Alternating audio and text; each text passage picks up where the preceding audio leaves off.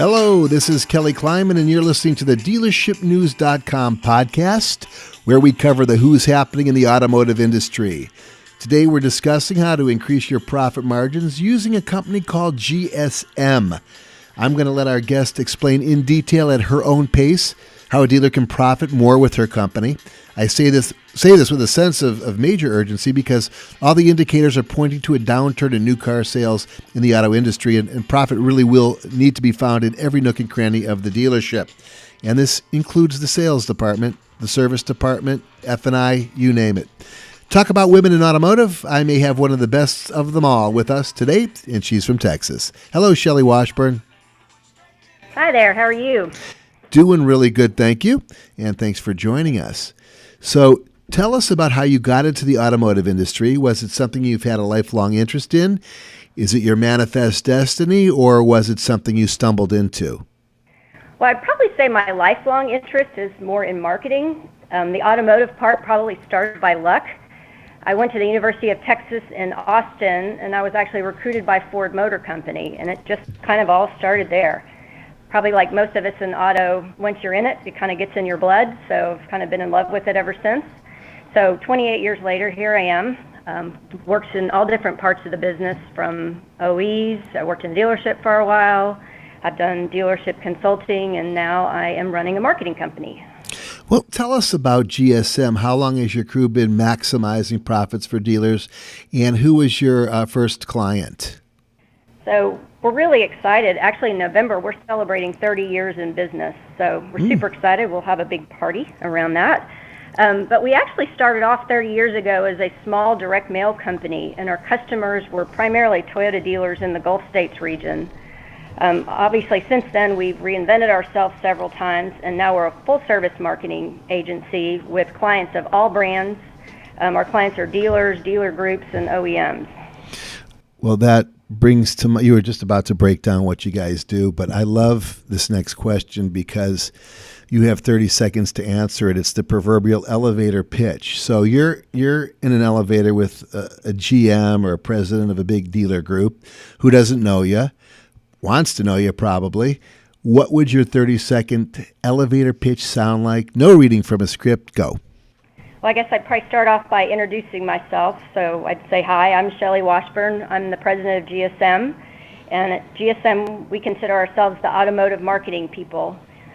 We specialize in omni-channel marketing solutions that help you both retain your customers and hopefully acquire some new customers and drive traffic into your dealership. So our job is really to make you look like a rock star.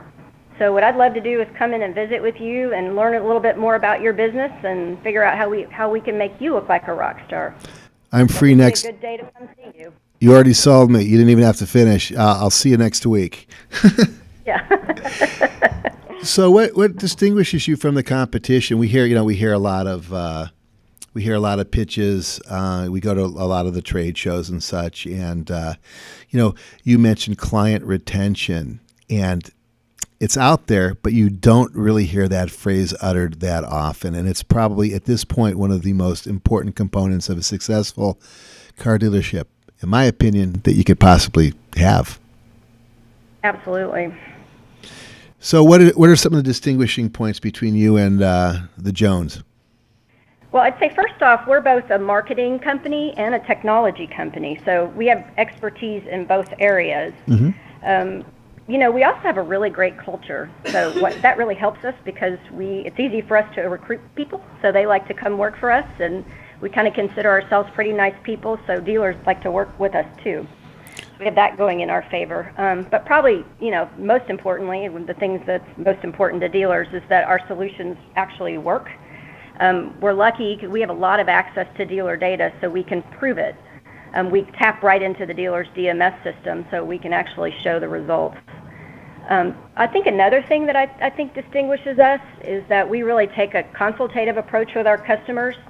So pitching our shiniest new product,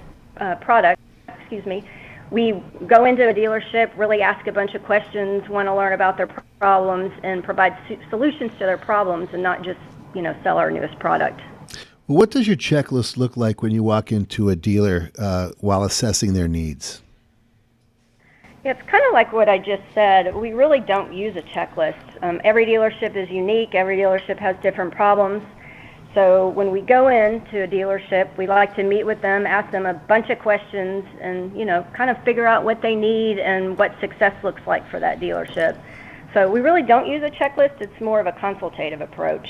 Yeah, conversation you have. You get a feel for the dealership, and then what makes sense makes sense. It sounds good to me. Absolutely. So let's talk about GSM's exciting new product. It's called Service Overflow, which deals with leakage in the form of lost business due to inefficiency within the service department. I love this concept, and please spare us no detail. Let us know what it's all about, because this, folks, is important. Awesome. Thank you so much for the opportunity to do this. We're really excited about this new product. We introduced it a couple weeks ago, and we're seeing a ton of interest on it. You probably know dealers spend a lot of money. We've been talking about this, driving customers into their service departments. Frankly, that's what we do for them. We help them do that. But we find that not all dealerships are really prepared to handle the traffic that we send to them, so particularly phone traffic. And a lot of things go on at a dealership. People get sick, they go on vacation, breaks, and a lot of times, frankly, they can't get to the phone because they're just busy helping other customers.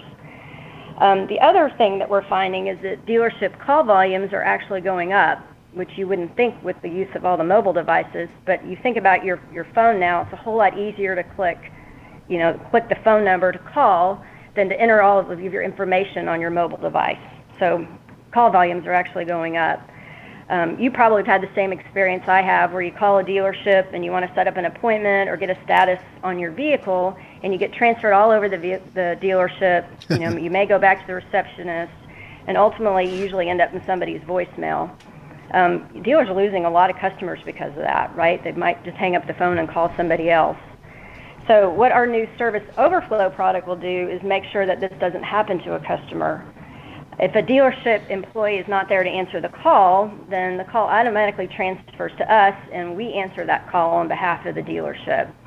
And we can set it up with the dealership to transfer on the first ring or second ring, third ring, whatever they want to do. So the best thing about it is that it's really totally seamless to the customer, because we have access to the dealer's service schedulers, their online service schedulers. So we, talk as if it's them, and we're able to give them status on their vehicle or set the appointments for them. I think it's really exciting. The best thing about it is the payoff. I can tell you the average dealership that works with us, their average RO is about $200. So if you think about it, if you save, really conservatively, if you just save 5 calls a day, say 5 people from not hanging up, that's $1,000 times 6 days a week. That adds up pretty quickly. So it's a really great deal for the dealership. It's huge. So how does that call center work? Is it based out of Houston, or do you have call center? Is it one dedicated call center, or do you use a number of them? We have a number of them. Yeah. So that we can always take the call. Yeah, that's such a great concept. I love it. And that should get everybody excited, quite frankly, because we know that the front end, there's no profit. Everything's done on the backside, and it's a gold nugget, and everyone should mine it. So if my deal, and this is really important, because this is where a lot of the fall off is. When people bring in a CRM, if it's too complicated, the salesmen don't want to use it.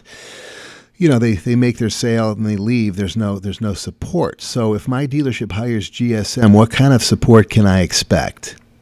We actually consider support really as one of our differentiators. Mm-hmm. We're really seeing our competition eliminating the in-service contact, because frankly it's really expensive to keep a field team out there. We still think it's really important to have that face-to-face contact so that we can actually build a relationship with our clients. So we have a national field team. We have account executives all over the country, in really every area of the country. But we also have an internal support team. This structure really works for us, because if a dealer has a question or technical issue and they can't find their account executive, their field person, they can always reach somebody inside. Which KPI should a dealership watch for, say, 90 days after they've brought you on board? What kind of improvement can they see? Yeah, so everybody today, and it's kind of a buzzword now, but everybody's looking for attribution. So if you think about it, a couple years ago, we were looking at things like clicks and impressions. Yeah. Those are still important because we want customers to see our ads. But as a direct marketing agency, we are fortunate because we have the benefit to actually measure a customer action because we have access to the dealer's DMS and the data. Mm-hmm. So we can actually measure if the campaign works, or is it actually driving customer back to service? Did they make an appointment? Did they buy a car? As opposed to were they just served up an ad? The other thing I would say that we really look for in a campaign is lift. So what we do is we look at kind of the base response rate that a customer would have using their current marketing program if they're using one. Mm-hmm. And if we add any channel or a total program, whatever it is, we take a look at the base response rate and the new response rate and look at that lift to really determine what the return on investment is. That was a good answer. You've got to be able, that attribution model is so crucial because right now a lot of people are hiring analytics companies to really get in there and get into the fine minutia of what is working and what is not. And one way that a dealership stays successful is by cutting costs. So they're looking to cut like Auto Trader and some of these other classified sites that don't really bring them all that much good business, good leads, and then of course there's personnel, right? There's a lot of people are going to like Lyft or Uber to handle their shuttling customers to and from the dealership. Any way that they could cut expenses, and they can cut them pretty quickly doing a lot of that. So that's all good to know. So. Can you throw a couple case studies at us? I always like to hear a good case study or so, an anecdote. And what can a dealership expect when they bring you in and say a 90 to 120 day period? Sure. Let me give you a case study of a dealer group, and then how about one of an individual dealer, since we work with both. Sure. So I have one, a great one I just found out about really recently. We work with a really large dealer group that has multiple brands across the country, and they came to us about 6 months ago asking us what we could do to help them grow their service business.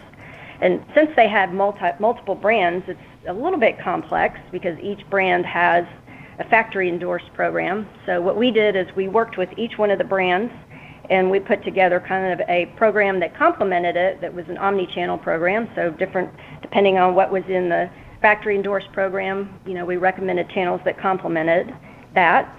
So we started that about 6 months ago, and we just got the results back that in the third quarter, the dealer group as a whole increased their RO count by about 5%, which is really significant for a big dealer group. Sure. Think about, the different, how many more opportunities that the dealer has to sell just by adding those number of customers. That was one. You were going to give me another one?